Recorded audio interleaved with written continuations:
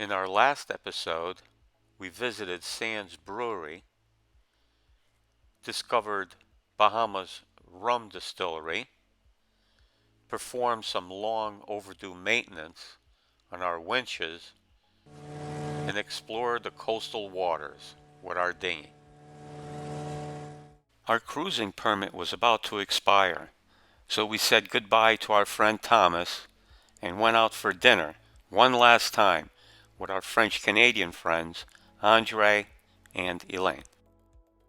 With favorable sea conditions in the forecast, Ilona and I would be leaving at midnight to take advantage of the high tide so as not to go aground on the way out of the Xanadu Channel. We tried to get some sleep before leaving, but with so many things to think about, I decided that after having the boat sitting for 2 months, we needed to get the depth sounder in good working order before leaving. So at 10 p.m. we pulled out the depth sounder for some overdue cleaning. How's it look? Still got some stuff growing on there, huh? Yeah, I think you've got it. Oh yeah, look at that. If it leaks a little bit, what I do is I put a little bit of beeswax around the outside. We'll wipe the face off. Go ahead. Yeah, that should be good. Yeah, looks good. Now, here's the tricky part. I'm gonna try to get it close to where the holes are. Okay, I'm gonna take this out again. And when I do, water's gonna come gushing out and I have to push this in. So if you look, if I take my hand off it, look at it's going up by itself. So there's going to be a little bit of pressure. And 1, 2, 3, go. And see how the wax kind of squirted out all the way around. So I'm just going to clean that up with a paper towel.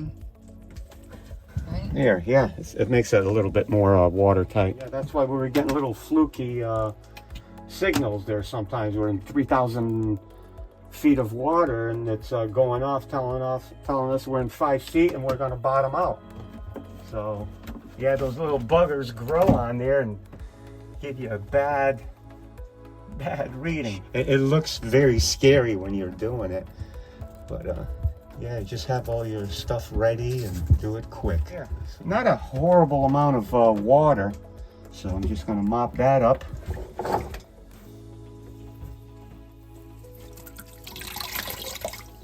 Everything dried up down here, and that's it. That's how you clean your depth sensor. Okay, now that we have our depth sensor all cleaned up, let's turn it on, and that's what it usually does. Let's see what kind of a reading we're getting up there. Yeah, it's the night before we were taking off, and this is very handy when you're going into new places. Okay, 11 feet. Yeah, I believe it. All good. You can turn it off. All right, we just left Bahama Bay Marina in Freeport, and we're getting ready to go past the where the cruise ships pull in, Freeport Harbor. And we're going about 6 knots. We're right on course. We're due to arrive in near West Palm around 11:30 probably. And yeah, we left at midnight. We left at high tide. And because the winds and the waves are favorable right now, it will be through the night and tomorrow morning. So the sun's going to come up around 7 o'clock?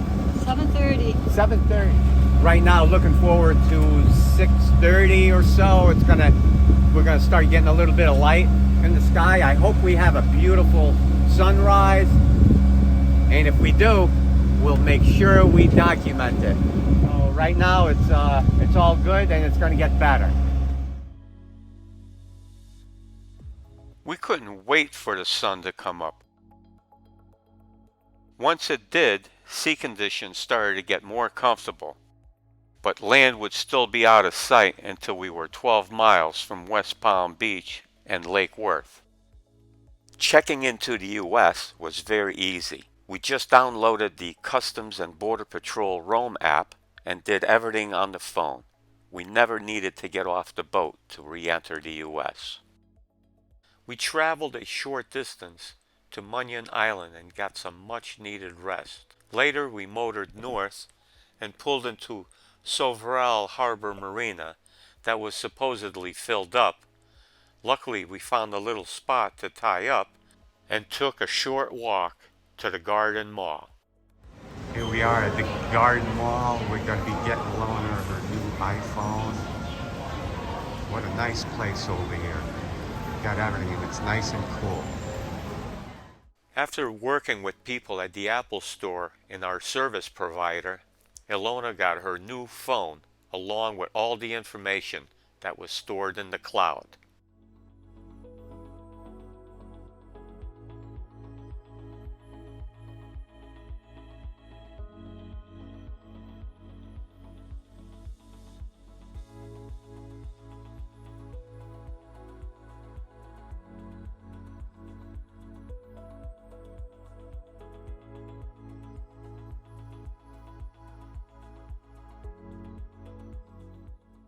Now it was time to start heading north again. Woohoo! We're from Connecticut as well! All right! That must have had them tagging along for well over a mile now. And they're going strong.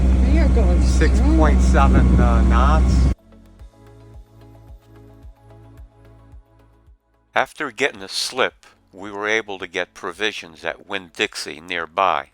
The next morning, we were up early and on the go before sunrise.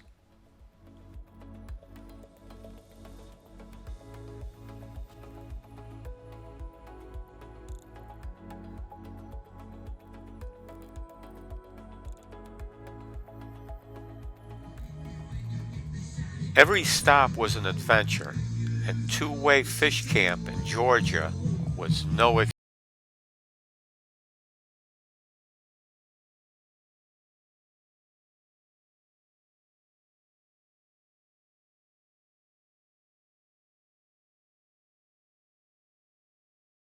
We always made it a point to get up early in the morning and to be on our way by sunrise to take advantage of the daylight.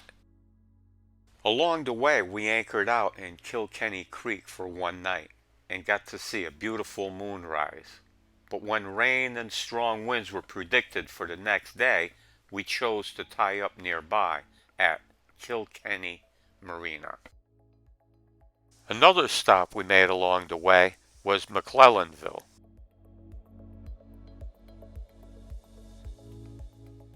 A very picturesque little town. Another place that was nice to tie up is the Provision Company in Southport, North Carolina. If you buy dinner, you can tie up for the night. Well, hello.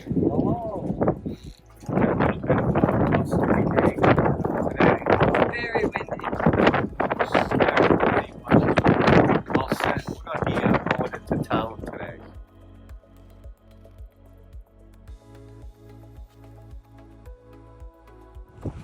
Thunderboard is getting a good workout today. All right, we got the use of the golf cart at this marina here, Forest River Marina. Nice place. Things really settled down overnight, and we were off to an early start the next morning. We arrived at Tuckahoe Point in the Alligator River at sunset, and we dropped the anchor for the night. The next day we started to head north, but with the winds coming out of the north into the Alligator River, waves were really starting to build up, and we decided to turn around and reset the anchor to wait for a better day. It was Alona's birthday, and she wanted a pedicure, so I did my best to accommodate. The next day we arrived at Conch Marina for Ilona's birthday dinner and the world famous 32-ounce prime rib.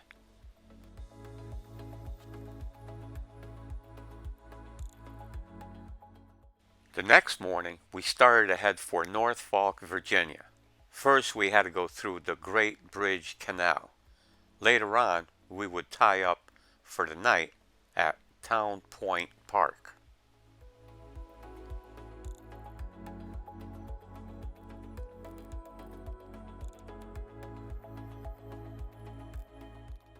We left Town Point Park early in the morning and made it to Walden's Marina in Deltaville just before the rain started.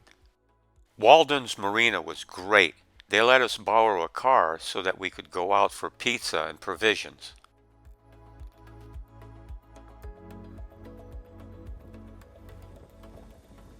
On our way north, we stopped at Solomon's Island for a few days, waiting for the weather to settle down.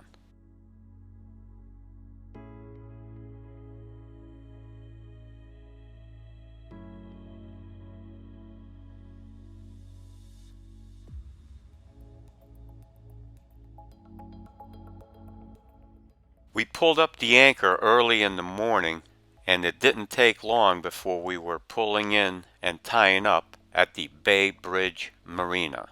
We only stayed one night, and the next morning we were heading for an anchorage on the Bohemia River. We did encounter some thick fog along the way, and had to keep a sharp lookout for buoys and other boats. We spent a very restful night on the hook in the Bohemia River. The next morning, we got off to an early start to take advantage of the current that was going our way as we went through the C&D Canal and the Delaware Bay to the Cape May Canal and to the South Jersey Marina.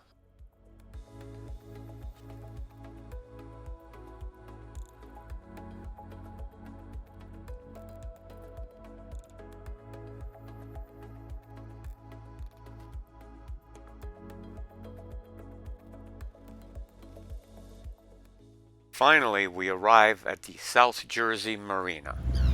As we headed out the next morning, it was a good omen to see dolphins playing in the distance. We had favorable winds as we sailed the Atlantic along the New Jersey coast. Later on, we pulled into Barnegat Bay for a beautiful, restful night.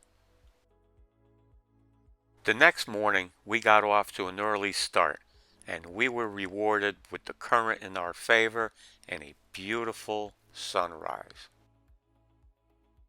It was really nice sailing along the New Jersey shore.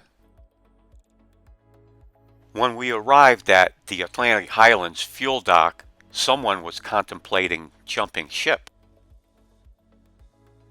We got a mooring ball for the night and got to see a beautiful sunset. The next morning, the plan was to get to the East River at low slack tide and ride the current into Long Island Sound.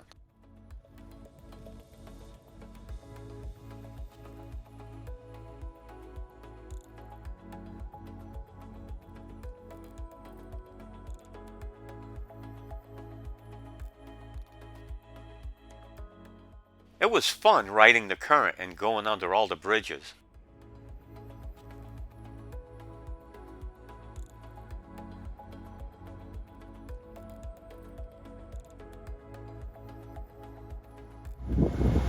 Here's a cable car leaving Roosevelt Island, where they have the old Theodore Roosevelt polio hospital. Building is kind of falling apart, but they do have a memorial at the end of Roosevelt Island.